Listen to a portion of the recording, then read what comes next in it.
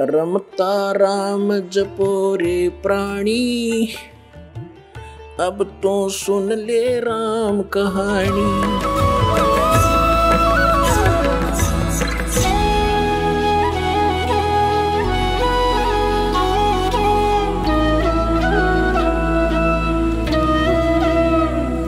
अब पुण्यात्मा प्रसंग जो चल रहा है वहीं पर आते हैं। जिस कारण से उस बाई फोर्स करने से, जबरदस्ती करने से उस सिकंदर लोधी को बहुत भयंकर रोग हो गया। कहते हैं जब जीव के ये पाप बढ़ जाते हैं, उसके औषधि भी काम करना बंद कर जाती हैं और रिएक्शन करती है। अपनात्मा जैसे आपको इतिहास दिखाया था, सच्चा सौदा सिरसा वाले के उस प्रवर्तक का, बलोचिस्तानी शाह मस्ताने का, खेमामल नाम था उनका, श्री खेमामल जी। वो पहले कितने पुण्यकर्मी प्राणी थे। साधना ठीक ना होने से अंत में सारी उसकी बैटरी डाउन होगी, वो खत्म हुई। वह जो कुछ भी कमाई थी, किसी को आशीर्वाद दिया, उसके इतिहास में लिख रखा है उन्होंने जीवनी में। एक को आशीर्वाद दिया, उसका लड़का हो गया, एक को नू दिया, धनी हो गया, फलाना हो गया, और गुफा के अंदर अपने आप रुपये बने पाए चांदी के। तो वो पूंजी थी वह बर्बाद कर दी पूर्व जन्म की। आगे चार्जर ठीक था नहीं, साधना गलत थी। अंत में इंजेक्शन रिएक्शन से मृत्यु होगी उस महात्मा की। तो पुण्यात्मा परमात्मा कहते हैं कि जब इंसान के पुण्य अक्षीण हो जाते हैं, पाप वृद्धि कर जाते हैं, औषधि भी रिएक्शन करने लग जाती है, काम नहीं करती। तो ये स्थिति थी आगे किसकी? सिकंदर लोधी सम्राट की, किंग ऑफ इंडिया की। अब उस सभी जो वैद्य थे उन्होंने हाथ खड़े कर दिए कि महाराज कुछ भी कहो, हमारे बस की बात नहीं। फिर जंतर मंतर के लिए मुसलमानों से खूब जैसे भी अनुष्ठान वो करवाए, साधु संत फकीरों से। फिर हिंदुओं को बुलाकर अब उसके आधार से करवाया, सब यूजलेस रहे, ऑल इन वेन। फिर किसी ने बताया कि काशी के अंदर एक महात्मा है और कबीर नाम है उसका, यदि वो रजा बख्श देंगे तो आप स्वस्थ हो सकते हो, क्योंकि ये आपके प्रारब्ध का कर्म है। ऋषि महर्षि संतों ने कह दिया कि महाराज राजन, ये आपके प्रारब्ध में लिखा हुआ, इसको कोई चेंज नहीं कर सकता, ये तो भोगने से आपका समाप्त होगा। अब सिकंदर लोधी अपने अंतिम सांस गिने, रो अपने कर्मा ने। अब क्या हुआ, किसी ने जब ये कहा तो उसको अविश्वास हुआ कि नहीं, बड़े बड़े महापुरुष, मैंने सब पूरी इंडिया की छान मारे, सबसे औषधियाँ ले ली, सबसे जंतर मंतर करवा लिए, सब पर आशीर्वाद ले लिया, जो उन्होंने बताया सब अनुष्ठान कर लिए। उस व्यक्ति ने बताया कि वहाँ जाने से आपको पता चलेगा। वहाँ बहुत से उदाहरण बताए कि ऐसे ऐसे, एक ऐसे बीमारी थी, उसको ऐसे रोग था, वो मर गया था, वो जीवित किया। अब सिकंदर लोधी के अंतर्गत काशी का नरेश वीर देव सिंह बघेल, वो परमात्मा कबीर जी का शिष्य हो चुका था, उनकी शक्ति और भक्ति से परिचित होकर के। तो सिकंदर लोधी ने वहां एक भेज दिया अपने दूत कि जाओ राजा नरेश से कह दो, वीर सिंह से, कि मैं आ रहा हूं। अब राजा जो अपने छोटे राज्यों पर जाता था, उसके अंतर्गत होते थे, पराधीन होते थे, वो वैसे भी चेकिंग के लिए भी जाता रहता था।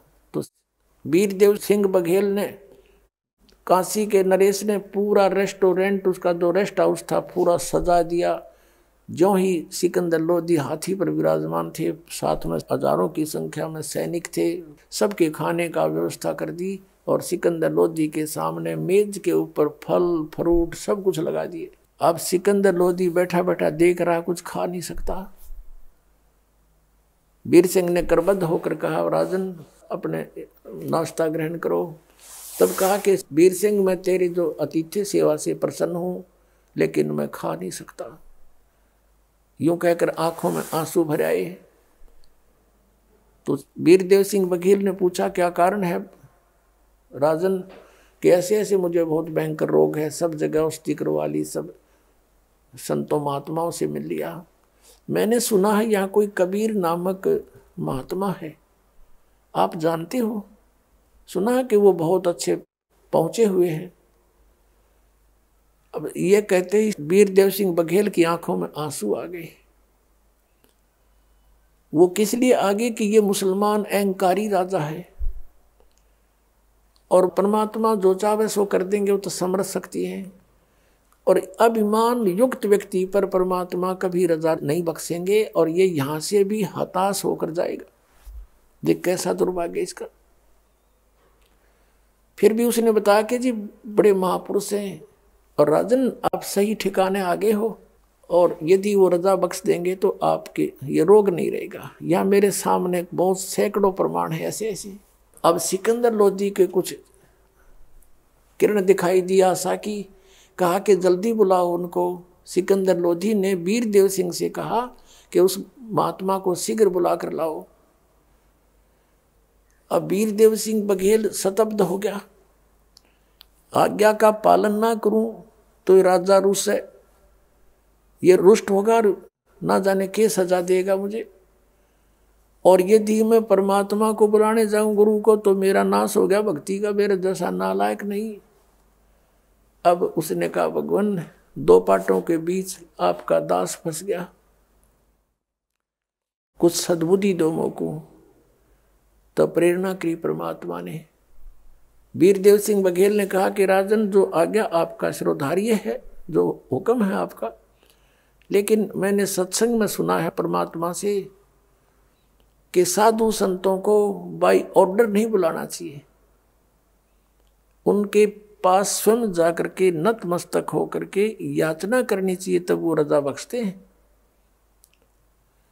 और यदि हम उनको बाय ऑर्डर यहाँ बुला भी लेंगे राजन और उन्होंने हृदय से आपको आशीर्वाद नहीं दिया तो यूजलेस है, उनका आना भी कोई फायदा नहीं करेगा।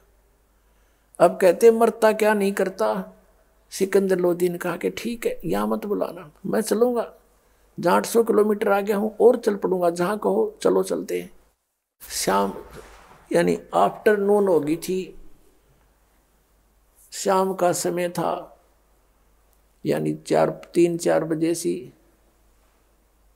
सिकंदर लोधी वीरदेव सिंह बघेल, सिकंदर लोधी का एक धार्मिक गुरु था जिसका नाम था शेख तकी। और शेख तकी वहाँ के सब मुसलमानों का कंट्रोलर था, धार्मिक गुरु।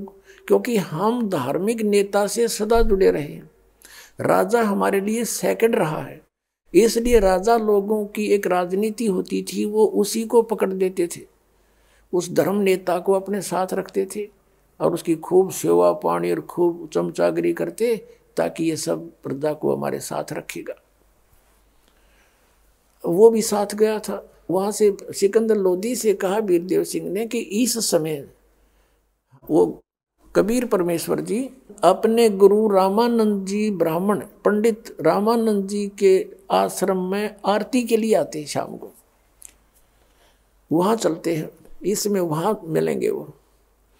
तो सिकंदर लोधी ने कहा चलो चलते हैं। उधर से अपने पीर से कहा कि आओ पीर जी, शेख तकी जी। सिकंदर लोधी ने कहा क्या वो हमारे साथ? कहने लगा मैं नहीं जा करता इन काफिरों के आश्रमों में, वो तो हिंदू काफिर है, हम नहीं जाएंगे। अब वो तो रह गया वहीं पर रेस्ट हाउस में। शेख तकी, सिकंदर लोधी, वीरदेव सिंह बघेल, वो दोनों चले गए। सैनिक बाहर खड़े कर दिए, तुम रहो यहीं पर। आश्रम के सामने गए तो वहां एक सेवादार खड़ा था। वीरदेव सिंह बघेल को मालूम था कि रामानंद जी भी अपने आश्रम में मुसलमानों को प्रवेश नहीं करने देते, क्योंकि कबीर परमेश्वर के मिलने के उपरांत उन्होंने इतना तो सुविधा दे दी थी कि पहले तो केवल ब्राह्मण के अतिरिक्त किसी को भी दीक्षा नहीं देते थे, उनसे सीधे मुंह बात नहीं करते थे। कबीर परमेश्वर ने उनकी वह सारी फड़क निकाल दी। फिर वो हिंदुओं की कोई जाति से भेद नहीं करते थे, लेकिन मुसलमानों से भेद फिर भी करते थे। वीरदेव सिंह बघेल को मालूम था कि स्वामी रामानंद जी सिकंदर लोधी को अंदर ले जाने से मुझसे अक्षुब्ध होंगे और फिर गुरुजी नाराज होंगे कि तूने मेरे गुरुजी को नाराज क्यों कर दिया। तो उसने एक तरीका अपनाया, उस पहरेदार से पूछ लिया कि भाई महाराज जी हैं अंदर? हाँ जी हैं। कौन? कि स्वामी रामानंद जी। कि हमने कबीर साहब जी से मिलना है। पहरेदार ने बताया कि वो आने ही वाले हैं और इस समय अवश्य यहाँ आते हैं, डेली आरती करते हैं गुरुजी के पास बैठकर। तो उन्होंने वीर देव सिंह बघेल ने कहा कि आप जाइए और स्वामी रामानंद जी से आज्ञा लेकर आइए कि दिल्ली के बादशाह सिकंदर लोधी आए हैं और कुछ समय कबीर साहब के आने तक इंतजार करना चाहते हैं, आपके आश्रम में प्रवेश चाहते हैं। अब अंदर वो सेवादार गया कि महाराज जी ऐसे ऐसे एक सिकंदर लोधी दिल्ली के बादशाह आए हैं। रामानंद जी को पता था वो मुसलमान है, तो वहीं से गुस्से में कह रहे हैं ऊंची आवाज से कि इस आश्रम में इन काफरों के लिए जगह नहीं है, ये मांस मिट्टी खाते हैं, और कह दो बाहर इंतजार कर लेगा। अब वो सेवादार ने आकर बात कही, वो सुन ली, उनने भी बाहर सुने थी खूब नो की नो, सिकंदर लोधी को भी, वीर देव सिंह बघेल को भी। और यही बात आकर के पहरेदार ने कह दी सेवादार ने कि भाई कि नरेश राजा जी, हमारे गुरुजी ने मना कर दिया और कहा कि हम मुसलमानों को अपने आश्रम में प्रवेश नहीं करने देते, बाहर इंतजार कर ले। अब वो दिल्ली का सम्राट, वो क्रिमिनल कीड़ा फिर उठ गया उसके। अब उसने सोची एक 2 कौड़ी का संत एक छोटी सी झोपड़ी में रहने वाला और दिल्ली के सम्राट की इंसल्ट करता है, ये तो आम मुसलमानों के साथ क्या व्यवहार करता होगा, इसको अभी मजा चखाता हूँ। निकाल ली खड़ग तलवार बार और चला गया अंदर। फिर उसने कौन रोके, वो तो एक मर्यादा है, प्रार्थना भी नहीं तो नहीं, संत के आज्ञा का उल्लंघन करना ही पाप है। वो अहंकारवश भूल गया सब कुछ। अंदर रामानंद जी बैठे थे अपने आसन पर और गुस्से में जाकर उसकी तलवार से गर्दन काट दी, 2 हिस्से होकर अलग अलग गिर गया रामानंद। अब सिकंदर लोधी वापस चल पड़ा। पुण्यात्मा, ये मन काल है, ये इस प्राणी से एक बार तो कुबद करवा दे है और फिर आत्मा रोती है कि मैंने क्या कर दिया। अब सिकंदर लोधी वीर देव सिंह बघेल अपने छोटे नरेश से कह रहा है कि देख मेरे खोटे कर्म, चाहता हूं कोई अच्छा कर्म हो रहा है बुरा। आया था अपना पाप अपने दुख निवारण के लिए और ये और इकट्ठा कर लिया, देख मैंने, ये मेरे कर्म बिगड़ गए। अब आत्मा को सब पता होता है कि मेरे साथ क्यों हो रहा है ऐसा।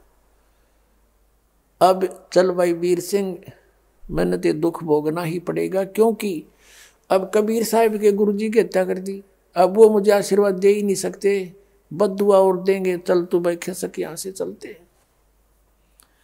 अब कहते परमात्मा सौछल सीधर मैं करूं अपने जन के काज। अब जो ही वो दोनों राजा और नरेश वो बाहर निकले, सम्राट सिकंदर लोधी और वीर देव सिंह, सामने से परमात्मा आ रहे हैं कबीर जी। वीर देव सिंह ने देखा कि ये आगे महाराज, ये वीर देव सिंह के उनके शिष्य थे, दंडवत प्रणाम की, मुकुट समेत ज्यों का त्यों जमीन पर लेट कर। अब सिकंदर लोधी ने सोचा वो कोई चारा नहीं पहुंचा हुआ, संत बताओ कहीं बद्दुआ ना दे देते, नहीं भस्म कर दे। और तुरंत उसने भी दंडवत प्रणाम किया और उधर से वो अपराधी हो रहा था। अब जो ही दोनों ने दंडवत प्रणाम किया, परमात्मा ने उनके सिर पे हाथ रखा, आशीर्वाद देते हुए कहा कि हे नरेशो, इस गरीब के सामने आज कैसे पहुंचना हुआ, उठो, आप तो सम्राट हो, मैं गरीब व्यक्ति हूँ। ऐसा कहते हुए दोनों के सिर पे हाथ भी रख दिया। अब सिकंदर लोधी का जो रोग था वो नाश हो गया, खत्म, जैसे कभी था ही नहीं, छू मंत्र हो गया तुरंत। खड़ा नहीं हुआ सिकंदर लोधी, वीर देव सिंह खड़ा हो गया और चरण पकड़कर रो रहा है बैठकर और कह रहा परवरदिगार मुझे क्षमा कर दो, अपराधी व्यक्ति हूं मैं। क्योंकि भगवान परमात्मा के सामने, संत के सामने ये मन भाग जाता है, ये बड़ा नालायक है। आत्मा फिर आत्मा ही है, आत्मा रो रही है बैठकर, मुझे क्षमा कर दो महाराज, मुझे क्षमा कर दो, अपराधी हूं। परमात्मा ने कहा बेटा माफ कर दिया, कि नहीं हो सकता मैं माफ, क्षमा नहीं हो सकती मेरी, इतना अपराध है, मैंने ऐसी गलती की। रो रहा है और बता रहा है। परमात्मा ने कहा बोल बेटा क्या दुख है तेरा, क्या गलती बन गई, सब माफ कर दूंगा, सब क्षमा है मेरी ओर से कि मैंने ऐसे ऐसे जुल्म कर दिया।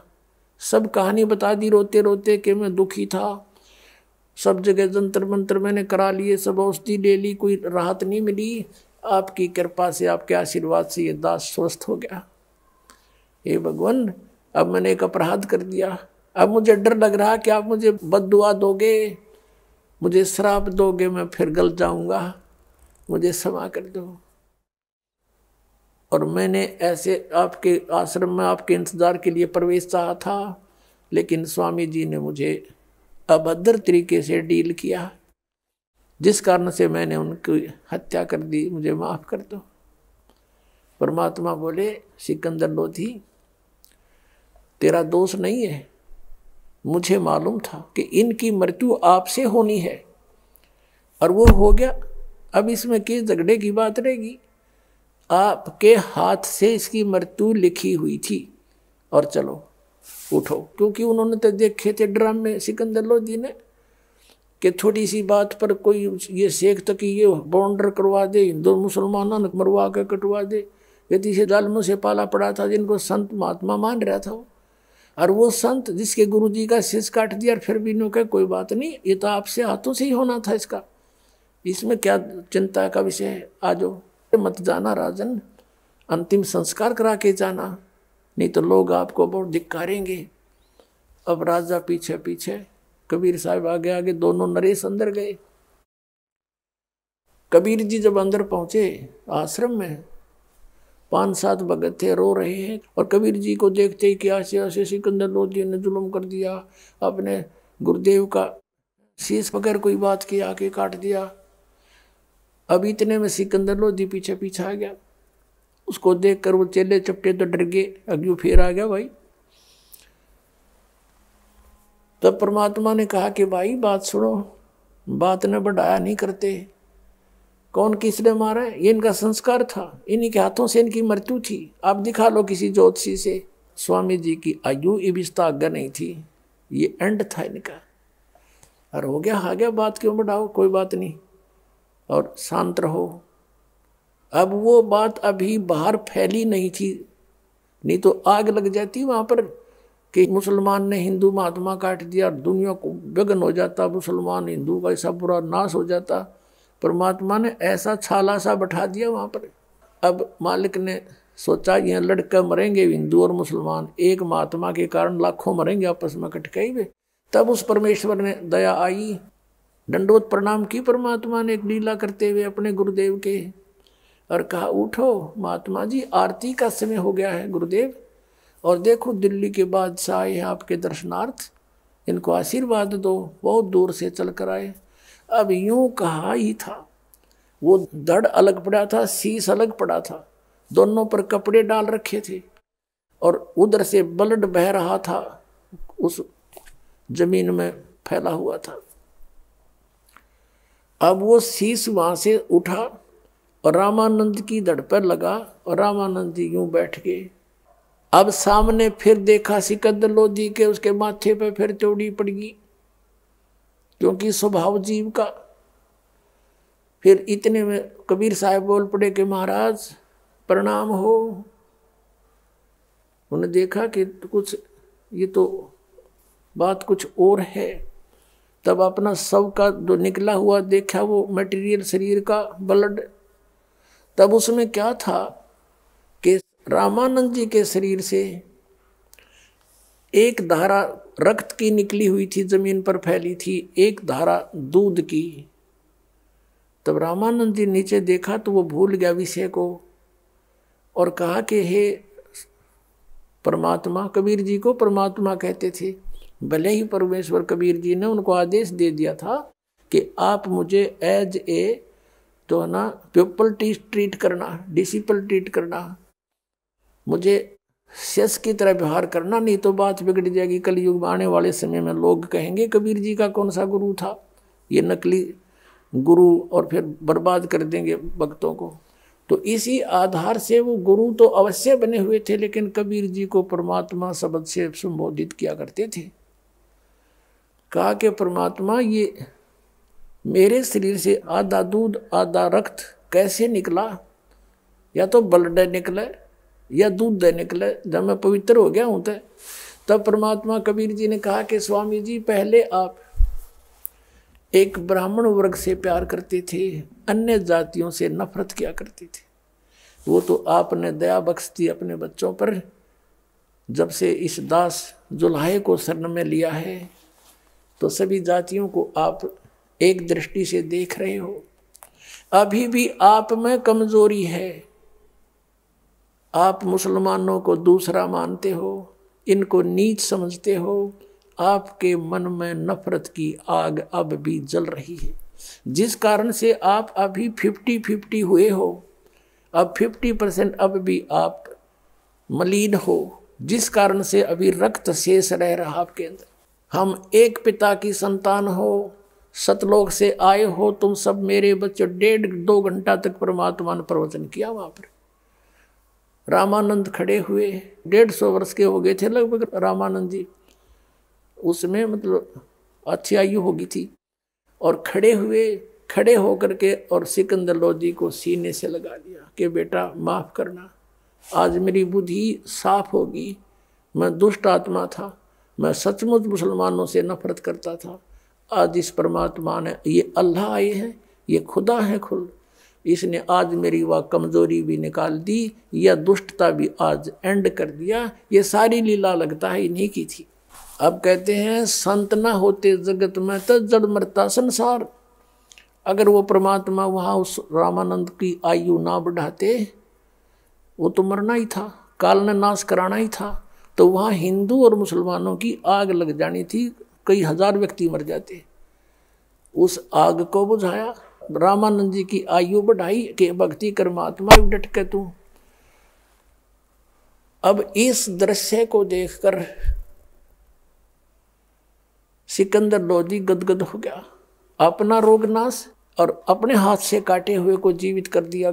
तो उसने कहा आप अल्लाह हो, आप खुदा हो, आप पूर्ण परमात्मा हो, अल्लाहु अकबर आप ही हो। बड़ा गदगद हो गया और उसको मत्था टेक के दंडवत प्रणाम किया। तब परमात्मा से सिकंदर लोधी ने कहा कि आप मेरे साथ एक बार दिल्ली चलो। अब परमेश्वर ने कहा भाई दिल्ली में यूं नहीं चलूं तेरे साथ, पहले तू मेरा शिष्य बन। हम बगैर उपदेशी के घर नहीं जाते। तो सिकंदर लोधी ने कहा कि जी बोलो जो कहोगे, मैं आपका शिष्य हूँ, आपने तो मुझे जीवन दान दिया है। परमात्मा ने कहा कि उपदेश ले, मैं मंत्र जाप दूंगा वो करना और पूजा नहीं करेगा, मांस नहीं खाएगा। कि ठीक है महाराज, जैसे आपका हुक्म होगा। कोई भी शराब, मांस, बीड़ी, तंबाकू नहीं प्रयोग करेगा, कच्छा और उपासना नहीं करेगा। मैं जो मंत्र दूंगा वही करना होगा, जी ऐसा ही करूंगा।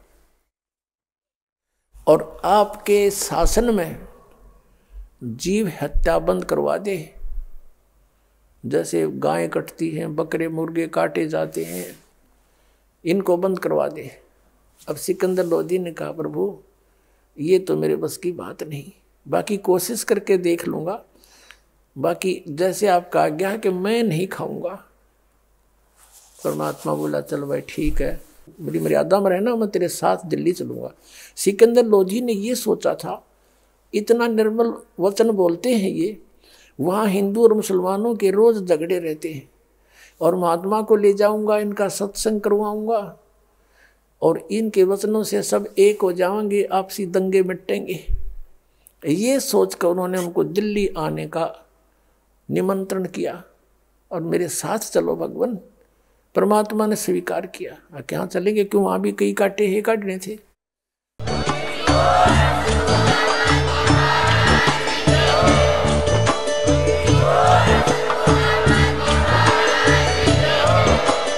आप सुन रहे थे जगत गुरु तत्वदर्शी संत रामपाल जी महाराज जी के मंगल प्रवचन। अधिक जानकारी के लिए विजिट कीजिए हमारी वेबसाइट www.jagatgururampalji.org। संत रामपाल जी महाराज जी के शुभ आशीर्वाद से पूरे विश्व भर में 500 से भी ज्यादा नाम दीक्षा केंद्र हैं, जिन पर संत रामपाल जी महाराज जी द्वारा ऑनलाइन निशुल्क नाम दीक्षा दी जा रही है। अपने नजदीकी नाम दीक्षा केंद्र का पता करने के लिए संपर्क करें 8222880541।